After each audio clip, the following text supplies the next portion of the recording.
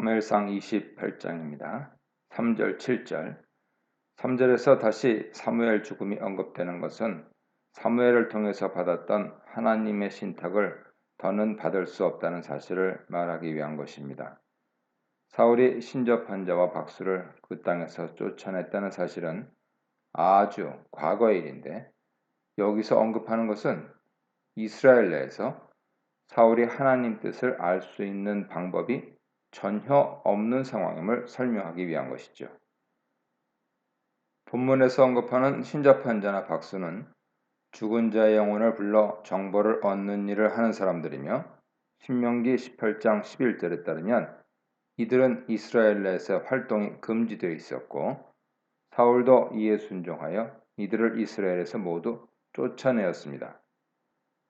블레셋 사람들이 이스라엘과 전쟁하기 위해 수넴에 모여 진을 치자 사울은 이에 맞서기 위해 길보아에 진을 칩니다. 수넴과 길보아는 지정학적으로 블레셋과 접한 가장 북쪽 지역이죠. 하지만 그는 블레셋 군대를 보는 순간 너무 두려워졌습니다. 사울의 두려움은 그가 여호와의 신탁을 구하는 원인이 됩니다. 그는 여호와의 뜻을 알기 원했지만 여호와께서는 그에게 꿈으로도 우림으로도 선지자로도 대답하지 않으셨습니다. 하나님은 사울에게 철저히 침묵하셨는데, 이것은 하나님께서 사울을 완전히 버리셨다는 것을 뜻합니다. 그가 노베서 여호와의 말씀을 전달해주는 제사장들을 죽였기 때문에 우림으로 대답하지 않으셨고, 하나님과 사울의 관계가 끊어졌기에 꿈으로 계시를 주시지 않으셨고, 선지자 사무엘도 죽고 없었기에 사울은 하나님에게서 아무 계시도 받을 수 없었습니다. 이런 상황에서 사울은 전에 자신이 철폐한 죽은 영혼을 불러내어 예언을 듣는 방법을 사용하려고 했습니다. 그래서 자신이 쫓아냈던 신접한 여인을 찾으라고 명령합니다. 신하들은 엔돌에 신접한 여인이 있다는 것을 사울에게 알려줍니다. 이것은 사울이 하나님께 완전히 버려졌을 뿐 아니라 영적 파탄에 이르렀음을 보여줍니다. 8절 14절입니다. 사울은 다른 사람인 것처럼 변장하고 신접한 여인을 찾아가 신접한 술법으로 자신이 말하는 사람을 불러 올리라고 합니다. 여인은 놀라서 사울이 금지시킨 일을 왜 자신에게 시켜 죽음에 이르게 하려는지 묻습니다. 이 여인의 반응을 보면 사울이 신접하는 일을 매우 강력하게 금지시켰음을 알 수 있습니다. 여인의 말에 사울은 여호와의 이름으로 맹세하며 절대 이 일로 벌을 내리지 않을 것이라고 말합니다. 사울은 지금 자신의 명령을 스스로 깨뜨리고 있다는 사실을 본문은 강조하고 있죠. 사울의 말에 안심한 신접한 여인은 누구를 불러 올릴지 묻습니다. 사울은 사무엘을 불러 올리라고 명령합니다. 여인은 사무엘을 불러 올렸고, 그를 보는 순간 자신에게 의뢰한 사람이 사울이라는 것을 알고 두려워합니다. 여인이 사무엘을 보는 순간 자신의 의뢰인이 사울이라는 것을 어떻게 알게 되었는지는 전혀 언급하고 있지 않습니다.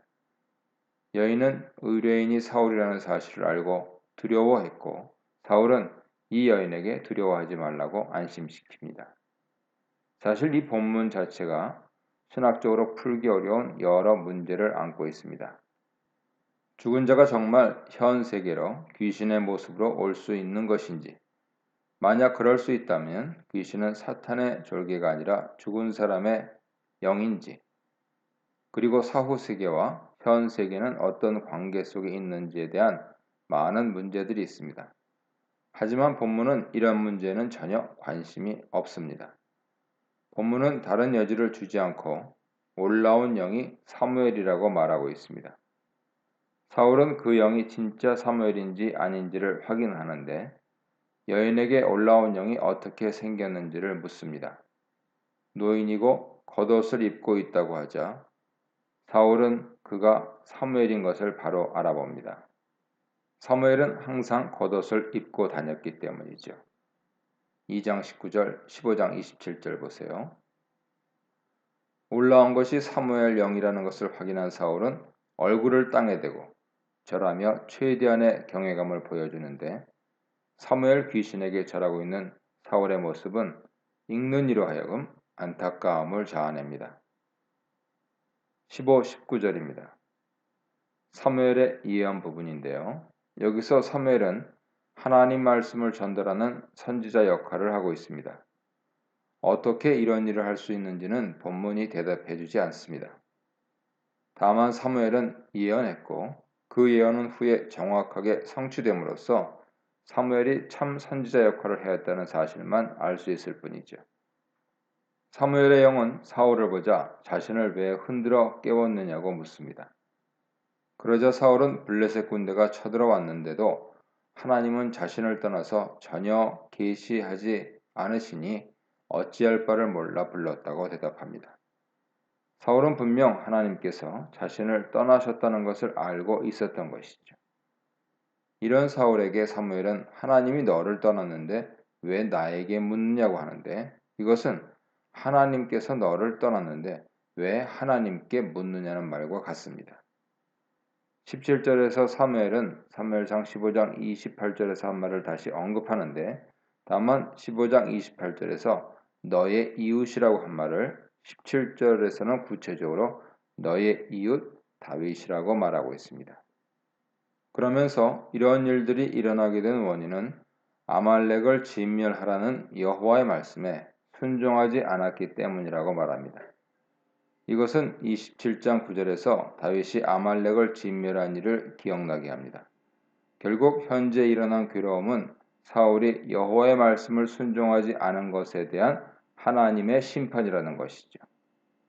사실 여기서는 아말렉 사건만 말하고 있지만 사울이 여호와의 말씀에 순종하지 않은 사건은 많이 있고 특히 무죄한 다윗을 죽이려고 쫓아다닌 것도 하나님 보시기에는 큰 죄였습니다. 이것은 사무엘상 24장 26장에서 다윗이 계속 하던 말이죠. 여호와께서 자신과 사울 사이를 판단해 달라고 했는데 결국 하나님은 그간의 사울의 행동을 달아보시고 이제 심판하시는 것입니다. 그 결과 19절에서 사무엘은 여호와께서 사울과 이스라엘을 블레셋 사람의 손에 넘기실 것이고 사울과 사울의 아들들이 죽을 것이라고 예언하십니다. 하나님께서는 이스라엘에 늘 승리의 확신을 주셨는데 이번에는 블레셋 승리를 선언하십니다. 이번 블레셋과의 전투는 하나님께 불순종한 사울과 이스라엘에 대한 하나님의 심판이 될 것입니다. 20, 25절입니다. 사무엘의 예언을 들은 사울은 너무 두려워 땅에 엎어집니다. 내일이면 자신과 자신의 아들들이 죽는다는 말을 듣고 두렵지 않는 사람은 없을 것입니다. 화자는 사울이 하루 동안 아무것도 먹지 못해서 기력이 없었다고 보충 설명합니다. 사울이 음식을 안 먹은 것이 죽은 사람을 불러내는 의식을 하기 위한 것이었는지 아니면 전쟁 상황이 너무 걱정스러워 못 먹은 것인지 알 수 없지만 기운이 없어 완전히 엎어진 사울의 모습은 불쌍하고 애처롭기까지 합니다.